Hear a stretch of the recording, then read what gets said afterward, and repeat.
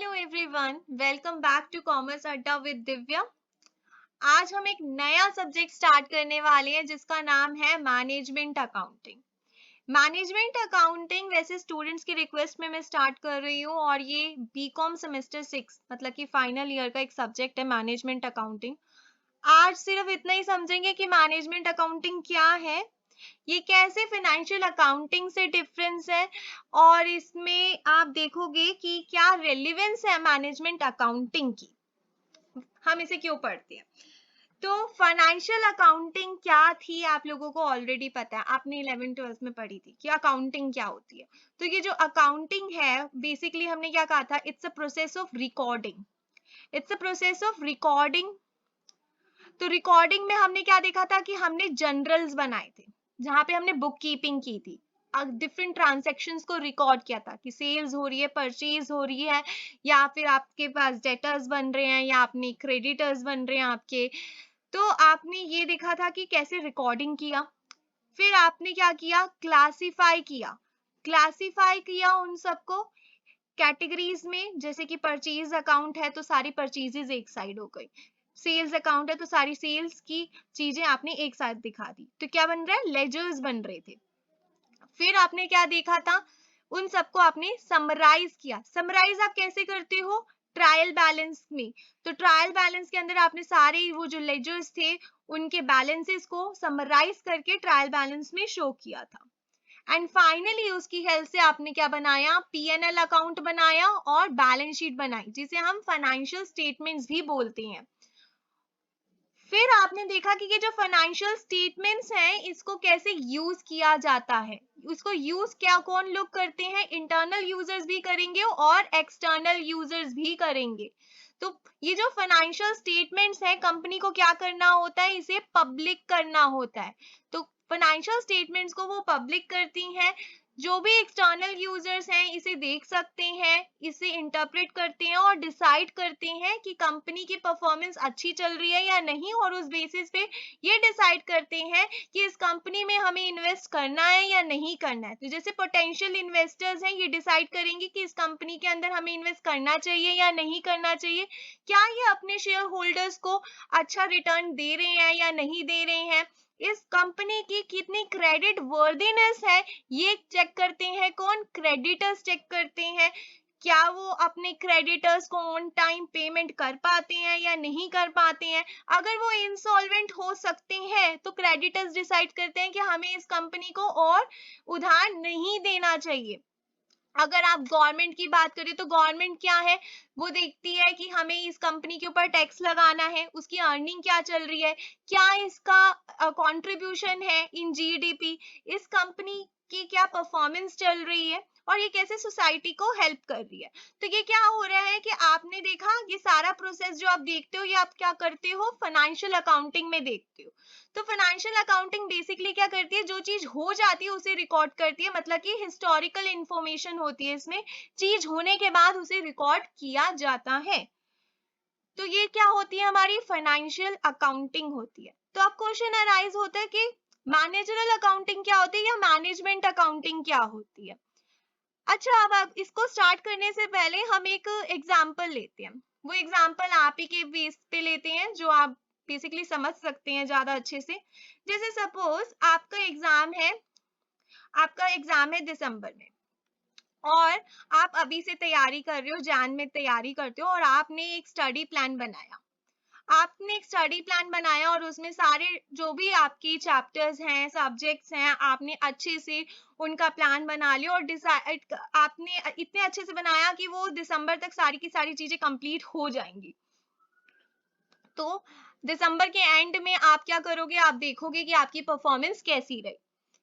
अब क्या होगा कि आप सिर्फ सीधा जाके या तो आप क्या करोगे, दिसंबर में ही सिर्फ देखोगे, या फिर आप हर वीक जो है, हर मंथ अपनी परफॉर्मेंस को चेक करते रहोगे कि क्या आपने जो स्टडी प्लान बनाया है, क्या वो आपने जो भी स्टडी प्लान बनाया क्या आप उसको फुलफिल कर पा रहे हो या नहीं, आपकी परफॉर्मेंस कैसी चल रही है। तो वीकली भी एनालाइज करोगे, मंथली एनालाइज कर सकते हो, जैसे भी आपको ठीक लगे। तो आप चेक करते रहोगे और देखोगे कि आपकी परफॉर्मेंस कैसी चल रही है। हो सकता है कि आप चेक करो कि आपकी जो परफॉर्मेंस है वीक में काफी अच्छी हो रही है, आपने प्लान किया था कि आप 2 चैप्टर्स करोगे पर आप 3 चैप्टर्स कर पा रहे हो, तो आप देखते हो कि अगर आपकी परफॉर्मेंस इतनी अच्छी चल रही है तो आपका सिलेबस जो है वो बहुत जल्दी कवर हो जाएगा। और अगर आपकी परफॉर्मेंस बहुत बेकार चल रही है, आपने सोचा था कि 2 चैप्टर्स कर सकते हो बट आप सिर्फ 1 चैप्टर ही कर पा रहे हो, तो आप देखोगे कि क्या ऐसी चीजें हैं जो आपको रोक रही हैं, अपना जो भी आपने गोल्स रखे हैं उसे कंप्लीट नहीं कर पा रहे हो। तो ऐसी कौन सी चीजें हैं, कौन से फैक्टर्स हैं जो आपको रोक रहे हैं? लाइक आप सोशल मीडिया पे ज्यादा टाइम स्पेंड करते हो, या फिर ऐसा हो सकता है कि आप बाहर ज्यादा घूमते हो, अपना ध्यान नहीं लगा पा रहे हो। तो ऐसे केस में आप डिसाइड करोगे कि क्या कर सकते हैं, जैसे कि मेडिटेशन कर सकते हो, अपने आप को आपको रोकने के लिए आप फोन पर रिमाइंडर्स लगा सकते हो, जिससे आपको पता चले कि इस एप्लीकेशन को इतना ही टाइम यूज करना है, इससे ज्यादा आपको नहीं करना है। तो ये जो चीजें हैं आप करके अपनी परफॉर्मेंस को इम्प्रूव कर सकते हो। तो इसी स्टडी प्लान में जब आप दिसंबर एंड में देख रहे हो अपनी परफॉर्मेंस, तो उसे कहेंगे फाइनेंशियल अकाउंटिंग। जब सारी चीजें हो चुकी हैं और उसके बाद आप अपनी परफॉर्मेंस चेक कर रहे हो, तो वो क्या है? Financial accounting. बट अगर आप वीकली रिव्यू कर रहे हो, मंथली रिव्यू कर रहे हो, हर कुछ इंटरवल के बाद आप चेक करते जा रहे हो अपनी परफॉर्मेंस, तो उसे क्या कहते हैं? Managerial accounting. उसे कहते हैं हम मैनेजरल अकाउंटिंग या मैनेजमेंट अकाउंटिंग। अब आप ये देख सकते हैं कि फाइनेंशियल अकाउंटिंग जो है एक तरह से आगे आने वाली चीज के लिए बेस बन जाती है। कंपनी के बारे में अगर हम देखें तो इसे कंपनी के एग्जांपल के साथ देख सकते हैं। जो कंपनी है, साल खत्म होता है तो एक फाइनेंशियल स्टेटमेंट्स बनाती है। तो वो फाइनेंशियल स्टेटमेंट्स जो बनाती है उसमें उसके पास P&L अकाउंट भी होता है और बैलेंस शीट भी होती है। तो एट द ईयर एंड वो अपने ये सारे रिकॉर्ड्स जो है वो मेंटेन कर लेती है। ये जो फाइनेंशियल स्टेटमेंट्स उसने बनाई है, ये नेक्स्ट ईयर के लिए एक तरह से क्या हो जाता है कि एक स्टैंडर्ड सेट हो जाता है कि हमने इतना प्रॉफिट अर्न किया था, ये सब किया था, उसके ऊपर हम क्या कर सकते हैं, आगे की अपनी पॉलिसीज बना सकते हैं कि क्या इंप्रूवमेंट की जा सकती है। सो बेसिकली फाइनेंशियल अकाउंटिंग भी इंटरनल मैनेजमेंट की मदद कर रहा है। इंटरनल मैनेजमेंट इंटरनल यूजर्स की मदद कर रहा है, जो कि मैनेजमेंट है, जो बिजनेस को चलाती है, जो डिसीजंस लेती हैं कि कंपनी को कैसे फंक्शन करना है, उसकी मदद फाइनेंशियल अकाउंटिंग भी कर रहा है। बट रेगुलर बेसिस पर मैनेजरल अकाउंटिंग भी उसकी मदद कर रहा है कि हमें कैसे इंप्रूवमेंट करनी होगी। कंपनी को रेगुलर बेसिस पे पता चल रहा है कि कौन सा डिपार्टमेंट कैसा काम कर रहा है, कौन सी सेगमेंट कैसे काम कर रही है, कौन सी ब्रांच प्रॉफिटेबल है, कौन सी नुकसान में है, ये उसे पता चल रहा है। कौन सा प्रोडक्ट उसका अच्छा परफॉर्म कर रहा है मार्केट में और कौन सा नहीं कर रहा है। तो ये सारी इंफॉर्मेशन उसे रेगुलर बेसिस पे कौन देता है? मैनेजरल अकाउंटिंग देती है। तो कंपनी को जब रेगुलर बेसिस पे जो इंफॉर्मेशन मिलती रहती है, जिसकी हेल्प से वो बेटर डिसीजन ले सकती है, उसे कहते हैं मैनेजरल अकाउंटिंग। और कंपनी का जो ओवरऑल परफॉर्मेंस बताई जाती है एट द ईयर एंड, उसे कहते हैं फाइनेंशियल अकाउंटिंग।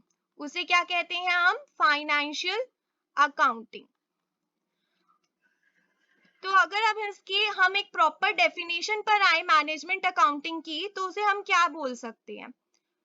तो मैनेजमेंट अकाउंटिंग,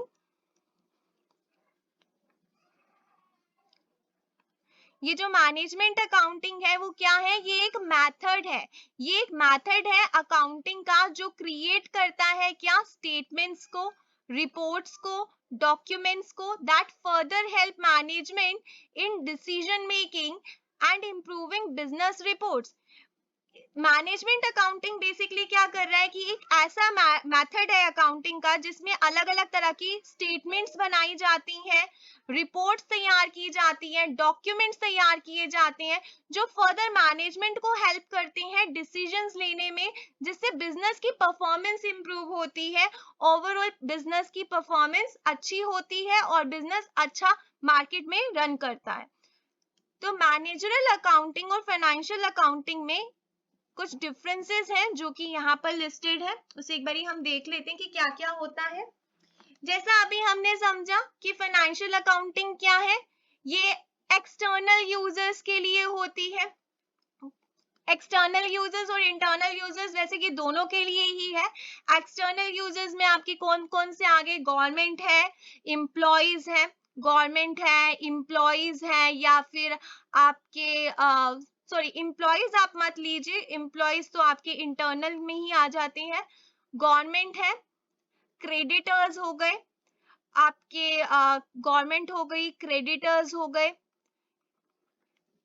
कस्टमर्स हैं, फाइनेंशियल इंस्टीट्यूशंस हो गए, रेगुलेटरी अथॉरिटीज हो गई, ये सारे आपके क्या है, एक्सटर्नल यूजर्स हैं। फिर फाइनेंशियल अकाउंटिंग में तो हमने देख लिया कि ये एक्सटर्नल यूजर्स के लिए होती है। What about managerial accounting? Managerial accounting सिर्फ इंटरनल यूजर्स के लिए है, मैनेजमेंट के लिए है, डिसीजंस लेने के लिए है। मैनेजरल अकाउंटिंग जो होती है वो फ्यूचर पर फोकस करती है। इसका काम क्या है, फ्यूचर ओरिएंटेड पे है ये। अभी ये देख रही है कि परफॉर्मेंस को आगे कैसे अच्छा किया जा सकता है, फ्यूचर ओरिएंटेड।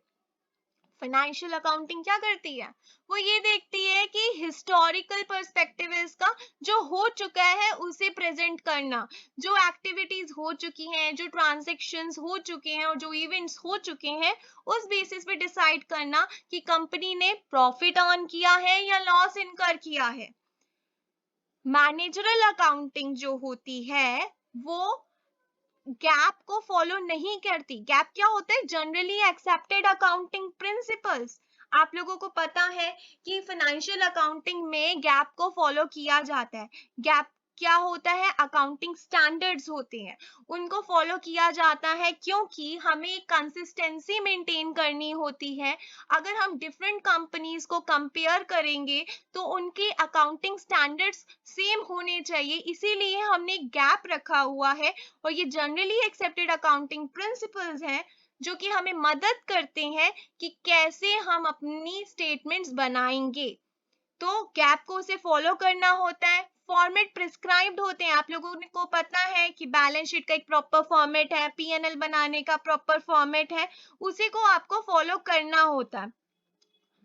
बट आप देखोगे कि मैनेजरल अकाउंटिंग क्या है, मैनेजरल अकाउंटिंग में आपको गैप को फॉलो करना ही नहीं होता। आप इंटरनल पर्पस के लिए ले रहे हो, ये इंटरनल यूजर्स के लिए है। इंटरनल यूजर्स इसे कैसे भी यूज कर सकते हैं, ये रिपोर्ट्स कैसे भी बना सकते हैं, ये उनकी मर्जी है। कोई प्रिस्क्राइब फॉर्मेट इसके अंदर नहीं होता है। जब हम बात करते हैं फाइनेंशियल अकाउंटिंग की, फाइनेंशियल अकाउंटिंग की बात करते हैं तो हमें पता है कि रिपोर्टिंग करना मैंडेटरी है। पीएनएल अकाउंट बनाना, बैलेंस शीट बनाना और फिर उसे पब्लिक करना, उसको रजिस्टर्ड ऑफिस में उसको रजिस्टर्ड करना, ये सारी चीजें जो है मैंडेटरी है। फाइल करना आपके लिए जरूरी होता है आरओसी में, तो ये सारी चीजें मैंडेटरी है, रिपोर्टिंग करना मैंडेटरी है। बट आप देखेंगे मैनेजरल अकाउंटिंग में ये मैंडेटरी नहीं होता। आपके ये एक्सटर्नल यूज के लिए कोई जरूरी नहीं है आपको इसकी रिपोर्टिंग को मैंडेटरी, मतलब कि रिपोर्ट करना, किसी को बताना, ये आपके लिए जरूरी नहीं है, ये इंटरनल पर्पस के लिए है। फाइनेंशियल अकाउंटिंग जो है पूरे ऑर्गेनाइजेशन पर ध्यान देता है, उसकी ओवरऑल परफॉर्मेंस देखता है, तो उसे पता चलता है कि कंपनी ने प्रॉफिट कमाया या लॉस इनकर किया।